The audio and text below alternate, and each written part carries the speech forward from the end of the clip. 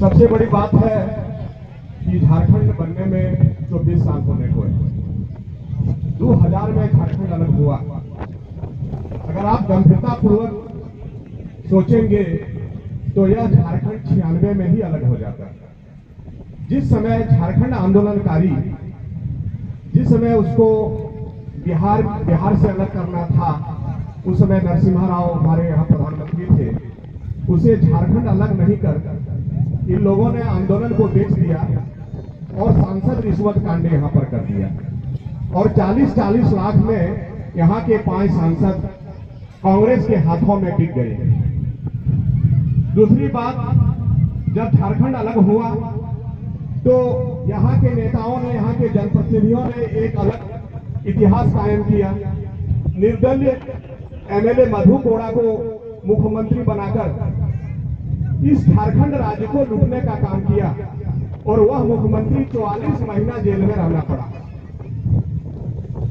अभी जामताड़ा के जो विधायक अभी हैं, वे भी लाखों रुपया के आरोप में जेल जा चुके हैं। मुख्यमंत्री जो हमारे पूर्व मुख्यमंत्री श्री हेमंत बाबू हैं, वो भी भ्रष्टाचार के आरोप में जेल में हैं और कांग्रेस के वरीय नेता मंत्री आलमगीर साहब के नौकर घर में करोड़ों रुपया बरामद हुआ है। तो आप सोच सकते हैं, जो यहाँ एमपी एमएलए बना, जो मंत्री है, जो मंत्री रहा, जो वर्तमान में है, उसके घर में अरबों खरबों रुपया होगा। और यह जो चुनाव है, अभी का जो चुनाव हो रहा है, काफी महंगी चुनाव है। करोड़ों रुपया चुनाव में खर्च होता है। तो करोड़ों रुपया कमाकर, लूट खसोट कर जमा करने वाले के ही बाल बच्चा एमपी एमएलए बन पाते हैं। हम लोग तो सिर्फ वोट देने के लिए जन्मे हैं, पैदा हुए हैं। लेकिन झारखंड में एक ऐसा क्रांतिकारी राजनीतिक में अभिमन्यु की तरह उभरा है श्री जयराम महतो, जो साबित कर देगा, जो निर्दल चुनाव जीतकर भी साबित कर देगा कि गरीब घर के बाल बच्चे भी यहाँ का एमपी एमएलए हो सकते हैं। और हम लोगों को अगर इस समय चुप गए, उसके विचारधारा, उसका जो विचार है, आचार है, नीति है, अगर उसका साथ नहीं दिए तो हमारे बाल बच्चा को इसका काफी खमियाजा भुगतना पड़ेगा। नेताओं ने शिक्षा को कैसे व्यवस्था किया है, हर एक प्राइमरी स्कूल में शिक्षा अधिकार अधिनियम के तहत 30 बच्चा में एक शिक्षक होना चाहिए। हर एक प्रखंड में 400-500 शिक्षक का स्थान खाली है। आपको शिक्षा अच्छी तरह से वे शिक्षा देना ही नहीं चाहते हैं। हम लोग ग्रामीण क्षेत्र से, गरीब परिवार से आते हैं। हम लोग बाल बच्चा को अच्छे अंग्रेजी स्कूल में पढ़ा ही नहीं सकते हैं। और अगर हम लोग बाल बच्चे को अच्छे ढंग से पढ़ाएंगे नहीं तो हम लोग क्षेत्र में, सभी क्षेत्रों में पिछड़ जाएंगे। यह प्रतियोगिता का युग है। अगर आपको आगे बढ़ना है तो अपने बाल बच्चों को बढ़िया से पढ़ाना होगा। और ये नेताओं के बाल बच्चे कहाँ पढ़ते हैं, आप पता लगा के देखिएगा। विदेश में भी जाके इसके बाल बच्चे शिक्षा ग्रहण करते हैं। और हमारे यहाँ जो स्कूल है उसमें 4 शिक्षक होना चाहिए, तो कहीं 1 शिक्षक है, कहीं 2 शिक्षक है। किसी विद्वान ने कहा है कि अगर किसी को बर्बाद करना है, किसी समाज को, किसी परिवार को बर्बाद करना है, तो उसके परिवार से शिक्षा छीन लो। इसी नीति के तहत यहाँ के राजनेताओं काज कर रही है। दूसरी बात है, हम लोग को बुड़बक बनाता है। इन लोग का जो पार्टी का घोषणा पत्र है, घोषणा पत्र में कुछ रहता है और इन लोग करता कुछ है। अभी लोग चुनाव से पहले घोषणा पत्र में दिया था कि हम किसानों का कर्जा माफ करेंगे, और जब किसानों का कर्जा माफ करने का समय आया तो ये लोग नियम बना दिया कि वही किसान का कर्जा माफ करेंगे जो किसान का खाता सही है, जो बराबर लेन देन किया। तो अधिकतर किसान तो बैंक से बराबर लेन देन करते नहीं है, वो डिफॉल्टर हो जाते हैं, उसका कर्जा माफ नहीं हो पाया। दूसरी बात बोला कि जो किसान कर्जा को सही कर लेगा उसका पैसा हम लोग माफ कर देंगे। माफी के चक्कर में बहुत सारा किसान क्या किया, अपना कर्जा को डबल कर लिया। क्योंकि जब हम बैंक में पैसा जमा करते हैं तो 8 साल कुछ महीने में मेरा पैसा डबल हो जाता है, और जब हम कर्जा लेते हैं तो 4.5 साल में वह किसान का कर्जा डबल हो जाता है। तो सबका पैसा डबल हो गया और माफी नहीं दे पाया। दूसरी ओर देखिए कि प्रधानमंत्री आवास 2 साल से झारखंड में बंद है, प्रधानमंत्री आवास नहीं बन रहा है। झारखंड सरकार बोली अगर प्रधानमंत्री आवास नहीं बनेगा तो हम अगुआ आवास देंगे। हम आपको बताते हैं कि प्रधानमंत्री आवास का जो पोर्टल में नाम चढ़ा है वह झारखंड सरकार चढ़ाया है। अगर वह झारखंड सरकार चढ़ाया और केंद्र सरकार अगर आवास बंद कर दिया तो पोर्टल में जितना छूटे हुए व्यक्ति का नाम था उसी से अगुआ आवास देना था।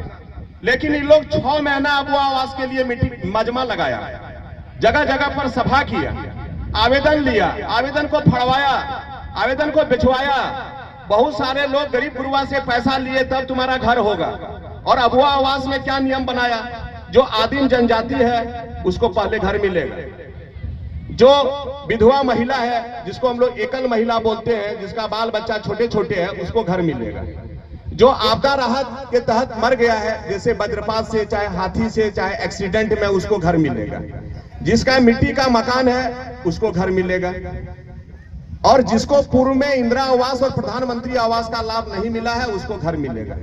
लेकिन हुआ ठीक उल्टा, जिसको प्रधानमंत्री आवास मिला अगर पति को मिला उसके पत्नी को घर दे दिया, बेटा को मिला तो पुतोहू को घर दे दिया। मतलब जिसको मिलना चाहिए उसको मिला नहीं।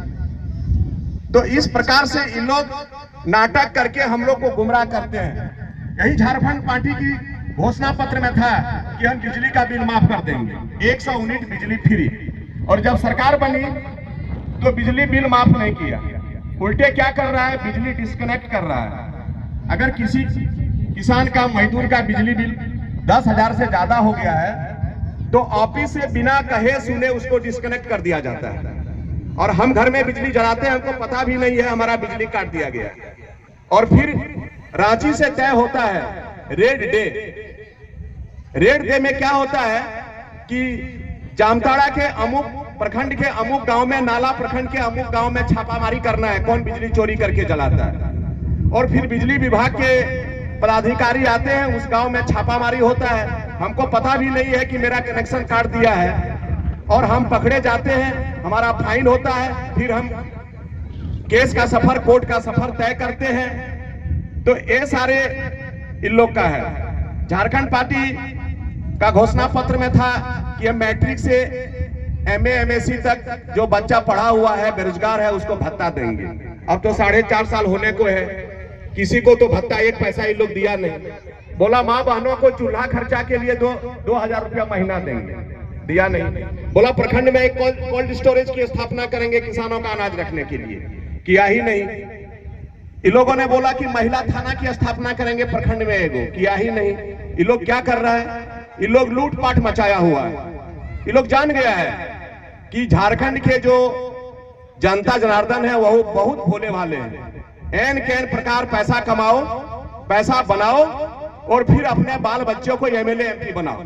अभी देखिए हमारे शिवो सोरेन जी, गुरु जी झारखंड आंदोलनकारी रहे, काफी संघर्ष किया, उसकी संघर्ष को हम भी नमन करते हैं।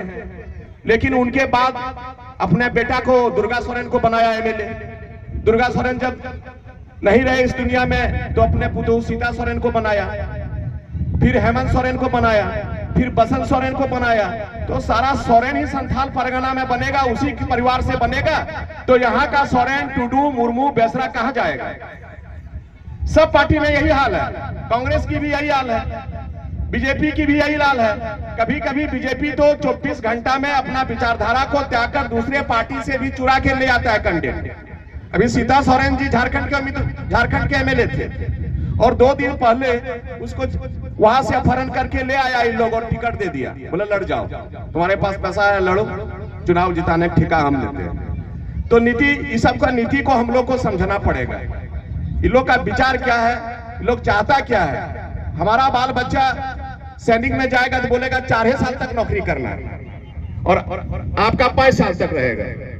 अभी देखिए 4 महीना के लिए गांडे में उपचुनाव हुआ, गांडे में जो अभी उपचुनाव हुआ, दुर्गा पूजा के बाद वहां आचार-संहिता लगेगा, तो करोड़ों का रुपया वहां पैसा खर्चा हुआ। वह पैसा जनता का ही पैसा खर्चा हुआ। हेमंत बाबू 2 जगह से विधायक जीते, एक बरहेड़ से, एक दुमका से। दुमका रिजाइन कर दिए, वहां भाई को लड़ाए बसंत सोरेन को, और बसंत सोरेन को लड़ा के वो आज मिनिस्टर है। और पैसा किसका खर्चा हुआ? हम सब आम जनता का। तो ऐसे इन लोग गुमराह कर रहा है, इन लोग से बचना होगा। अब जैसे सरकार क्या कर रही है, केंद्र सरकार क्या कर रही है, हमको 5 किलो चावल देता है, हम 5 किलो चावल में ही खुश हैं, आनंदित हैं, प्रफुल्लित हैं। लेकिन हमको पता होना चाहिए 5 किलो चावल का दाम 30 रुपया भाव से अगर आप जोड़िएगा तो कितना होता है? 150 रुपया महीना, 150 रुपया। 5 किलो चावल का एक महीना में 150 रुपया। लेकिन सरकार बदले में आपसे लेती है 10 टका पर डे जीएसटी। आप एक कलम लीजिएगा, जीएसटी लगेगा। आप एक कॉपी लीजिएगा, जीएसटी लगेगा। आप मोबाइल लीजिएगा, जीएसटी लगेगा। आप सीमेंट लीजिएगा, जीएसटी लगेगा। पानी का बोतल भी अगर आप खरीदते हैं तो जीएसटी लगेगा। कोई ऐसा सामान नहीं है जो आप खरीदने पर जीएसटी नहीं लगता है। और एक साधारण व्यक्ति, कमजोर परिवार से आने वाला व्यक्ति 10 रुपया जीएसटी अदा करता है। तो 150 रुपया का चावल लेते हैं और 300 रुपया का महीना हम जीएसटी देते हैं। तो ये सब आपको गंभीरता पूर्वक विचार विमर्श करना है, सोचना है और अपने बाल बच्चे को अच्छे तरह से स्कूल में पढ़ाना है। और जहां गलत है आपको यूनाइट होकर, संगठित होकर लड़ाई लड़ना है। और बहुत अच्छा हम लोगों का मार्गदर्शन, नेतृत्व करने वाला ये जयराम महतो बाबू मिले हैं। हम सबों को खुलेआम उनका सपोर्ट करना है। यही कह के मैं अपने वाणी को समाप्त करता हूं। लास्ट में मैं एक लाइन कहता हूं, खुद इतना बुलंद कर बंदे, खुदा भी पूछे तेरी रजा क्या है। जय हिंद, जय झारखंड। बहुत बहुत धन्यवाद रघुनंदन सर। अब हमारे बीच मंच पर